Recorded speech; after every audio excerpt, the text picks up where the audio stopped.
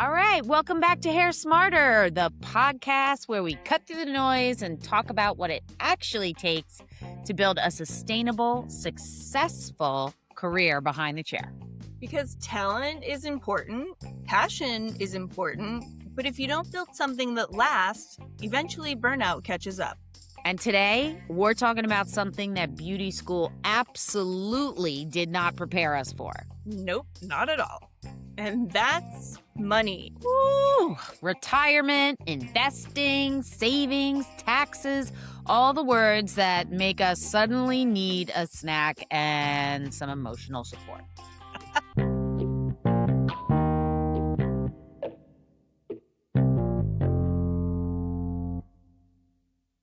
Let's be honest, most salons don't offer benefits.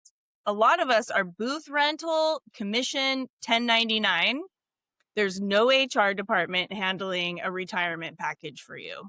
But we invest in shears, we invest in classes, we invest in extensions and marketing and new color lines.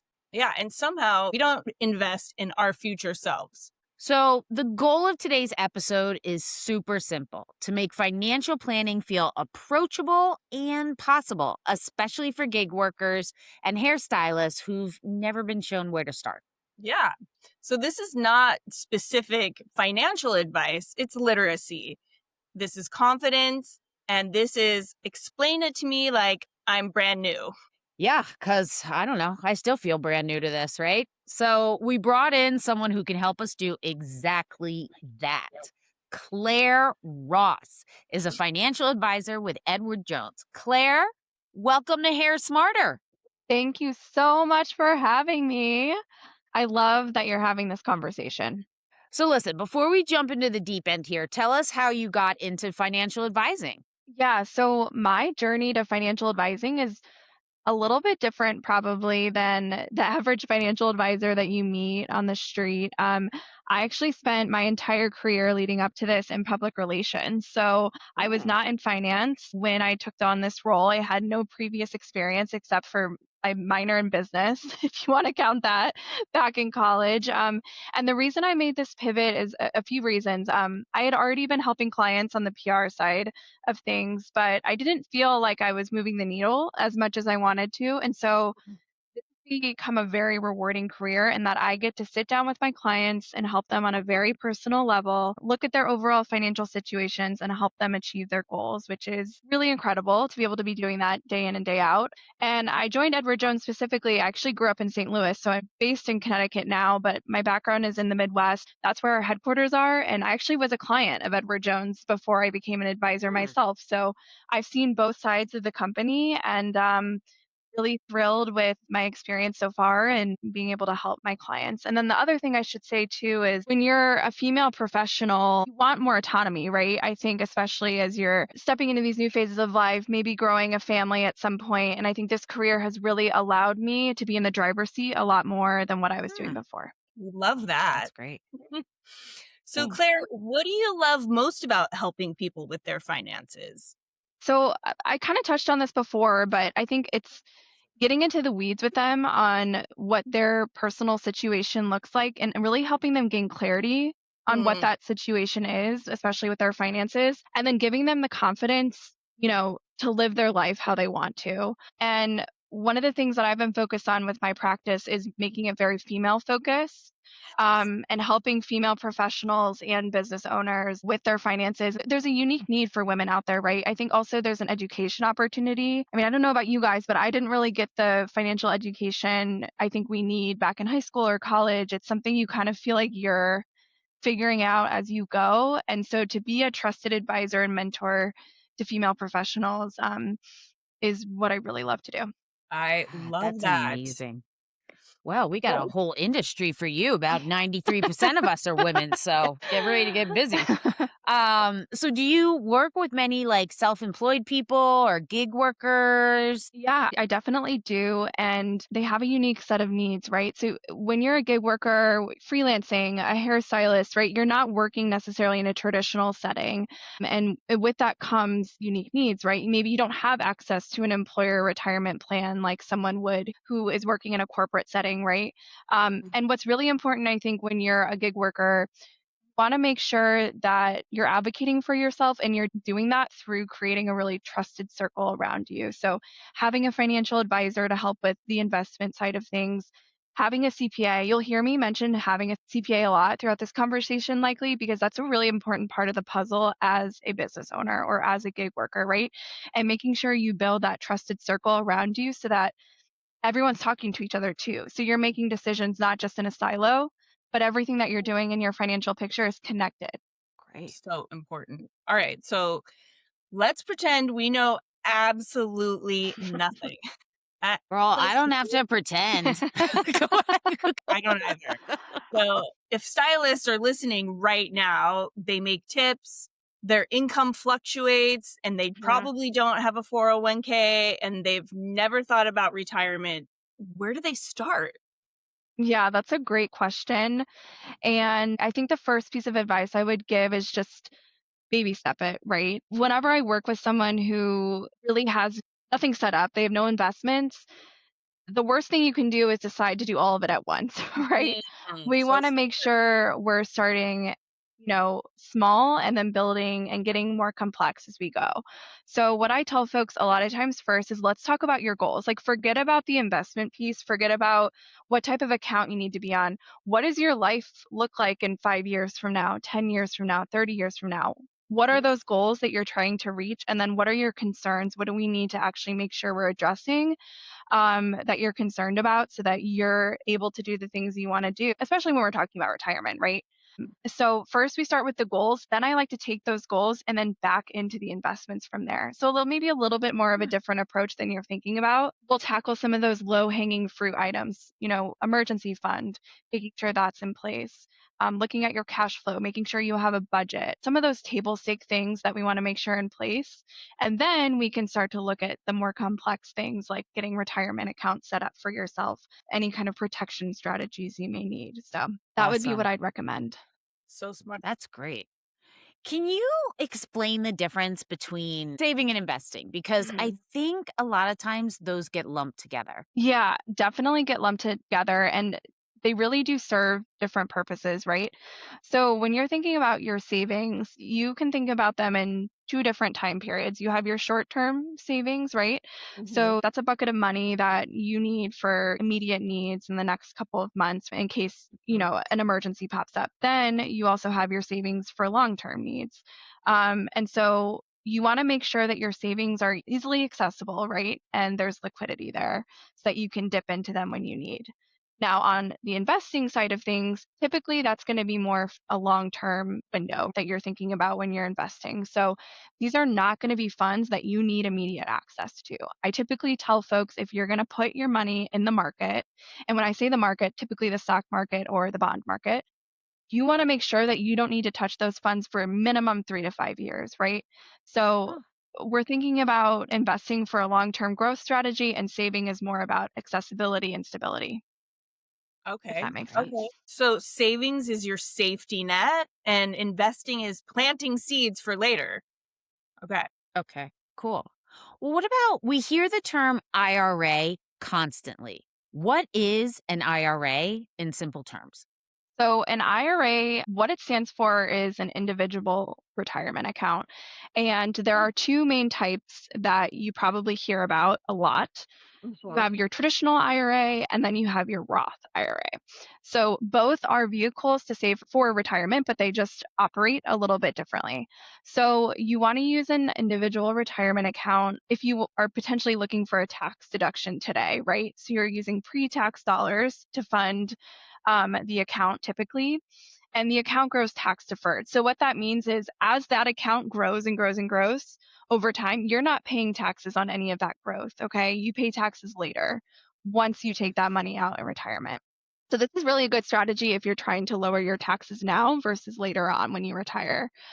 The one thing to remember about traditional IRAs is that because you're getting that tax deferred growth status, eventually the government, unfortunately, Uncle Sam comes knocking and they're going to eventually make you take out a minimum amount once you hit early to mid 70s, depending on your birth year. Also, if you need access to that money, if an emergency situation comes up, if you access that money before you're 59 and a half, it usually comes with taxes and a penalty. Huh. So Okay. you want to be careful about how you're managing those funds and accessing them before retirement age. Now, on the flip side, we have what's called a Roth IRA. And so the difference with this one is you're actually using after tax dollars instead of pre tax dollars to fund this account. So you're not getting the tax break that you would with a traditional IRA. But what's Okay. great about this account is that actually that money grows all tax free. And so if the rules are met for how long you maintain it and you wait until retirement to take everything out, everything comes out tax free. Oh. Awesome.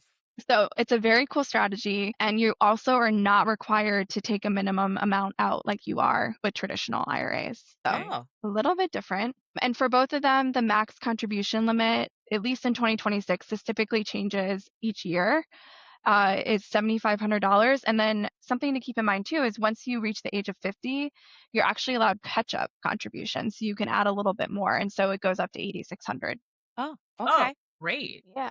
Great. That's good to know. I have two questions. Is it true that Sure. you have to show proof of income when you open a Roth IRA? When I was 18 and I opened one, I don't Mhm. remember having to show proof of income. But now that I have an 18-year-old, her dad's like, just have a job.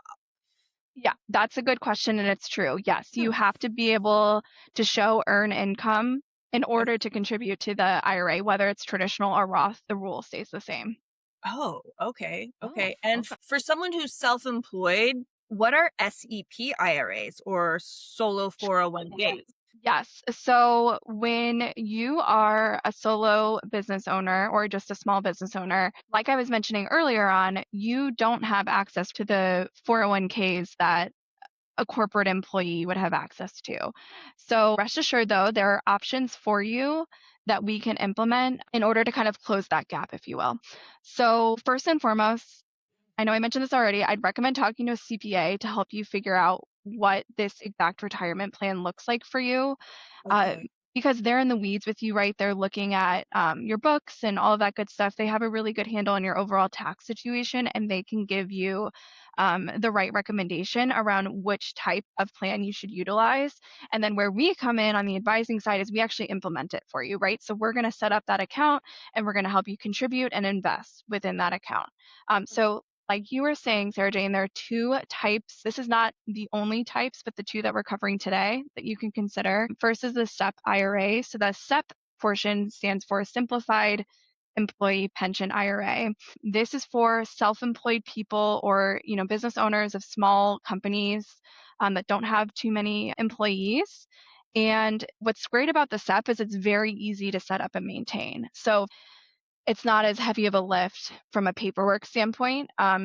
Mhm. And what's great is that all the contributions that are made in this account, they're actually made as the employer, even if the employer is just you. Okay. Why this is great is this allows you to make larger tax deductible contributions, much higher than you would be able to make in a traditional IRA, for instance. So, what this is doing is it's really opening up the amount of contributions that you can make, similar to what you would have access to if you were working in a more traditional setting. And this just gives you more flexibility as a business owner. And then there's also the solo 401k, also self employed 401k, you may have heard it phrased as, but similar to the SEP, the difference is that it's a little bit more of a lift in terms of the paperwork, a little bit more complex to get set up, but this is only for self-employed people with no employees. Okay. What's great about it is you can do a Roth version of this if you want and do the after-tax contributions. And it actually allows for the max contributions because you can contribute as the employer and the employee, right? So you can code them in two different Oh, ways, which is really great. And then okay. finally, if you needed, for whatever reason, access to some money, you can actually take out a loan against the 401k, which you cannot do in the instance of a SEP. But Huh. ultimately, like I said, definitely speak with your CPA and your advisor to come up with the right plan because, these are complex plans and you want to make sure you're picking the right one for you in your overall situation. Smart. So, can you have just a quick question? Can you Mhm. have more than one of these that you mentioned? Yes, so you could have, for instance, like a traditional IRA, a Roth IRA, and a solo 401k. Oh, So you could do like a combination. A SEP IRA, you can have a traditional IRA too. They oftentimes function a little bit like a traditional IRA as well. They're kind of like Right. interchangeable in a way. But yeah, you can have a combination of these plans. great. Cool. Yeah. Nice. So, you mentioned earlier starting early. Why is this such a hmm big deal? Yeah. So starting early is extremely important when you think about investing because that allows your money to grow. I always tell folks when you're thinking about investing, it's not about timing the market, figuring out when I should get in, right? It's about essentially time in the market. So the longer you're Huh. in the market, the more time you're allowing for growth. Another great thing about starting early means you can start smaller too. So just That's a because you're good point. younger, right? And you may not have the cash flow that you would have when you're older later in life, you have the time in front of you. So even if it's $10 a month, $25 a month, it doesn't seem like a lot now, but what you do get eventually is that compounding and growth. And this also helps you set really good financial habits, right? When you start early, you kind of create that muscle for saving. And so you're starting to kind of coach yourself, if you will, into these good habits that will really set you up for success down the road. Okay. So smart.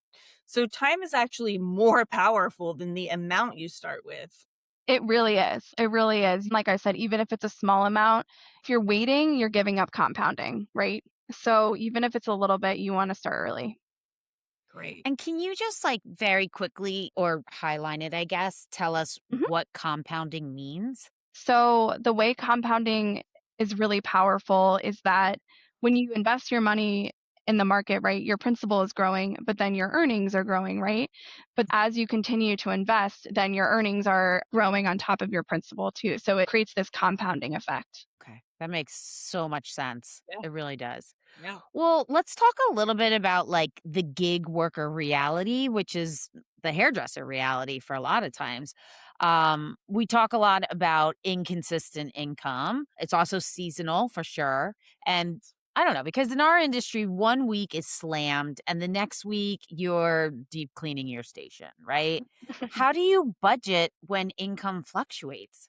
So, as a gig worker and as a business owner, you really want to make sure you have a great plan for income, right? And that you are, looking at what you're bringing in each month, maybe kind of averaging out income, paying yourself consistently. And then back to what I was saying before is because your income might be fluctuating and you don't know what you're going to be bringing in month to month, it's really important that you have an emergency fund. You have a fallback bucket of money that if for whatever reason something comes up and let's say you don't have a gig that month or business just was slower, you can rely on some funds that you've stowed away. So those would be the two pieces I'd recommend is really coming up with a plan and then having a backup bucket of money that you can rely on when business fluctuates. So smart. I mean, I think that is great. And I will say, for most hairstylists, my own personal experience, like around the holidays, we tend to get a little bit busier, or at least I have in the past. And Mhm. like, Yeah. I don't know, when you first get that money, you're like, oh, yeah, here we go. But Yeah. this is actually a great idea to take some of that and maybe a little bit more in those times to kind of stash away for the, I don't know, July slowness of like the tumbleweeds coming through the salon? Right, right. To fill in those gaps. Exactly. Yeah.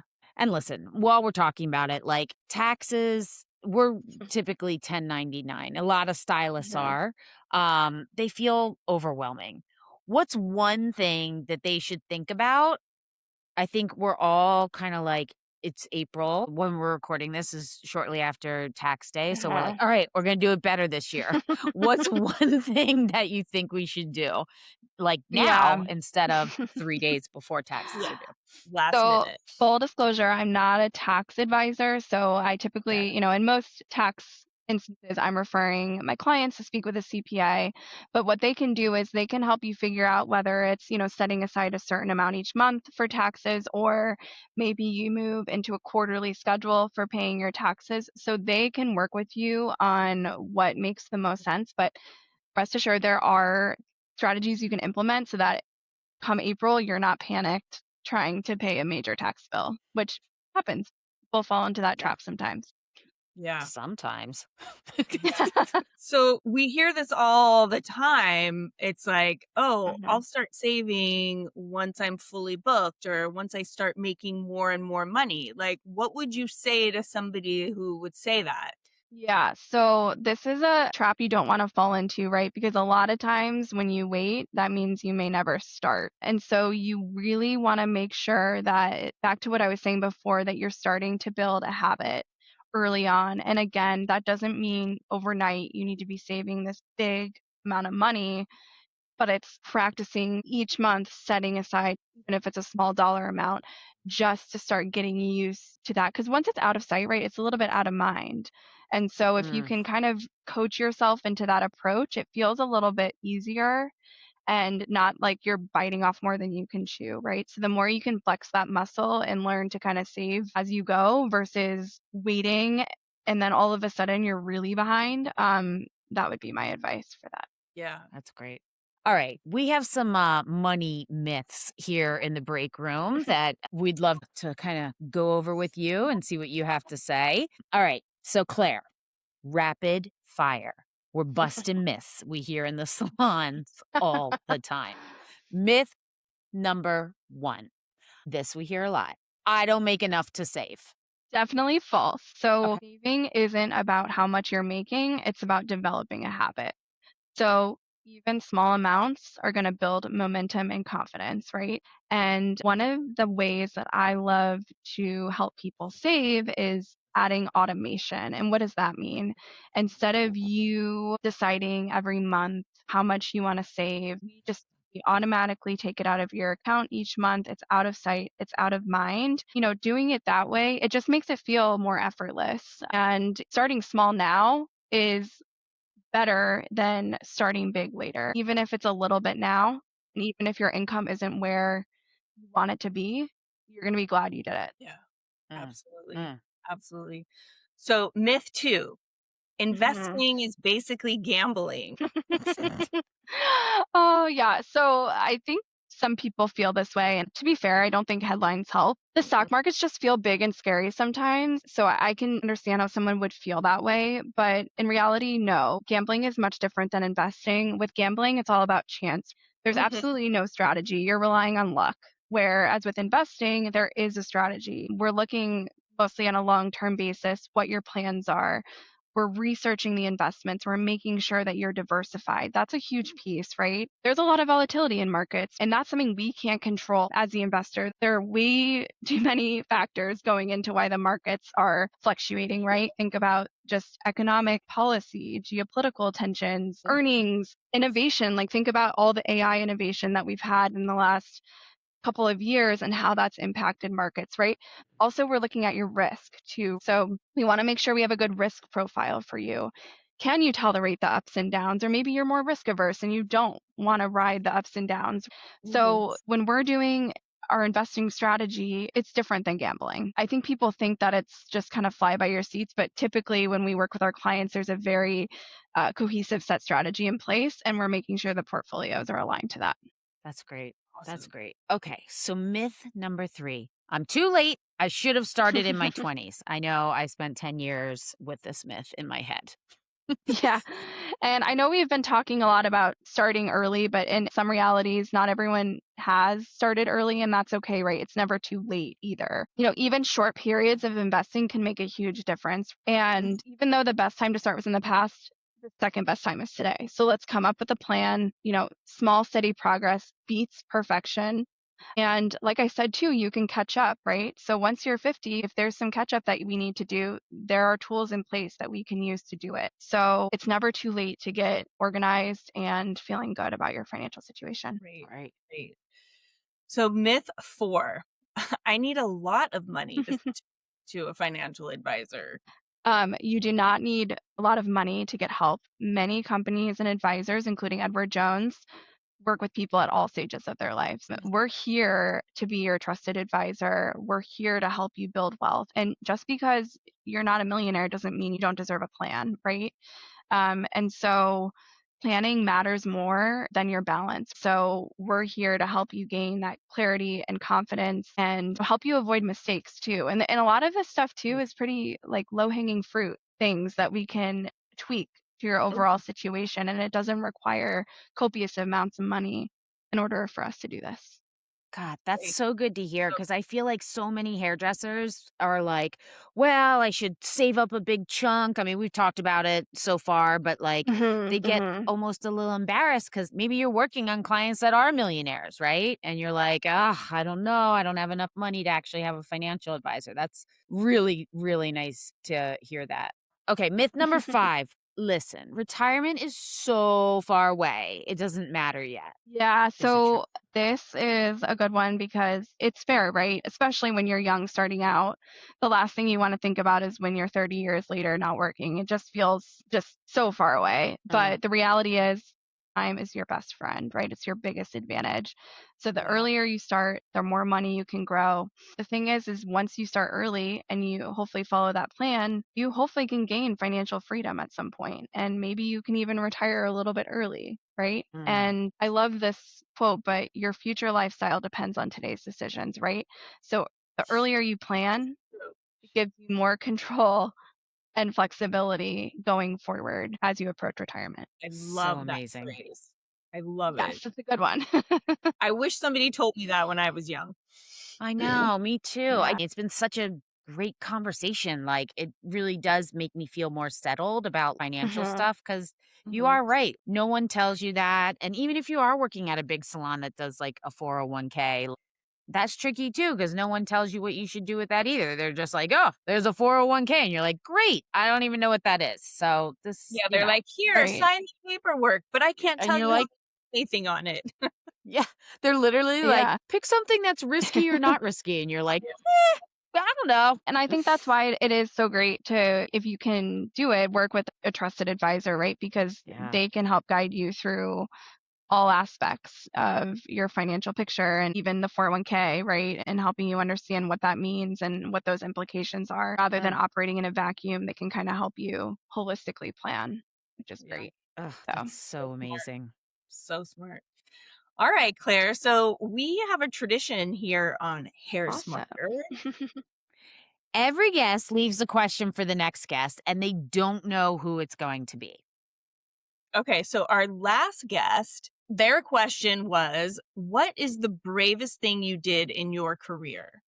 The bravest thing I did was make this pivot, I think. But I went from a very successful career. I'd worked myself all the way up to a vice president position at an agency, it was stable, and I left it behind and had very little plans in place. And then this is when I decided to become an advisor. And so I think taking that risk was a huge turning point in my career. And I never thought I would do it. I was 30 at the time. So it was also like a little bit later than, maybe typically you see these pivots happen. But I would just say to anyone who may be unhappy in their current career or is unsure, like, don't be afraid to take the risk and try to do something different.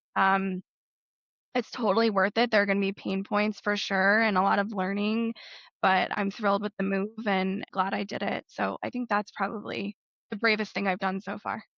Amazing. No, we're Congratulations. glad you Thank did it you. too. That's amazing. Just being so brave. Ah, Yes. gosh, that's great. All right, Yes. so now it's your turn. You don't know who's coming Yes. on our show next, but what would one question be that you would like to ask them? What is one skill that future you will be thankful you're working on? Great question. So Love good. I'm gonna say that's one of our top 3 questions. That was Really? yeah. You're too Yeah. nice. All right, so before we wrap it up, can you give us 3 small actions someone listening can take this week for their future financial journey? Sure. So a few 3 things that you can do: track spending for clarity, make sure you Mm. have a really good understanding of your budget. Start automating a small monthly contribution. You can start working that muscle. And then open or start researching an IRA because that's a really important tool as you build out your retirement Great. plan. Great, great, great. It's never too late. Oh, that is great. So, just to be clear, if I'm 26 and just getting serious, what's my mindset? Yeah, your mindset is that consistency and time are your most powerful tools. So, starting now, consistently setting up contributions, whether it's to your retirement accounts, to your emergency fund, or both, and realizing that time is on your side. So, you're starting at a great age. And even if it's a small amount, you're already really setting yourself up for success. Great. So if I'm 42 and I feel behind, what would my mindset be? So, your mindset should be it's not too late, first of all, that there are tools available to you to catch up Great. and that a plan needs to be made and hopefully in partnership with an advisor, ideally, so that you can gain the clarity and confidence you need. Amazing. So, in closing, listen, we talk about mastery in hair constantly, but mastery also means sustainability. Yeah. You can't build a 30-year career without thinking 30 years ahead. Claire, thank you for making this feel approachable instead of overwhelming, honestly. Thank you so much for having me. Really enjoyed the conversation. And yeah, go get started on your plans.